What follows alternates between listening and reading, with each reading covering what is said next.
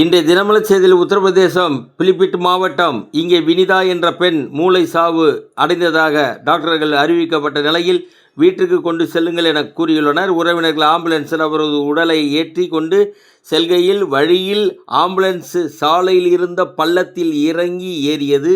திடீரென மூளைச்சாவு என சொல்லப்பட்ட அந்த பெண் உடலில் அசைவு ஏற்பட்டு உயிர் பிழைத்த அதிசயம். மறுபடியும் டாக்டர்கள் சிகிச்சை அளித்து பாம்பு கடித்திருக்கலாம் என கூறி 13 நாள் சிகிச்சைக்கு பின் மீண்டும் நலமடைந்து வீடு திரும்பினார் அந்த பெண். இது மருத்துவ உலகில் ஒரு அதிசயம்.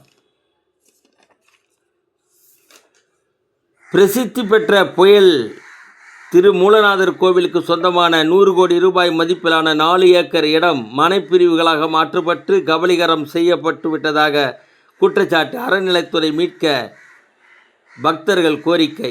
நடவடிக்கை எடுக்குமா அறநிலைத்துறை? சென்னை மாநகர போக்குவரத்து கழகம் சார்பில் சென்னையில் பிரீமியம் ஏசி பஸ் அறிமுகம்.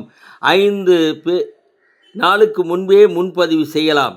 இதற்கெல்லாம் செய்வதற்கு நிதி இருக்கிறது. ஓய்வு பெற்ற போக்குவரத்து தொழிலாளர்கள் டிஏ நிலுவைத் தொகை கொடுப்பதற்கு மட்டும் நிதி இல்லை. கொடுமையிலும் கொடுமை தமிழகத்தில்.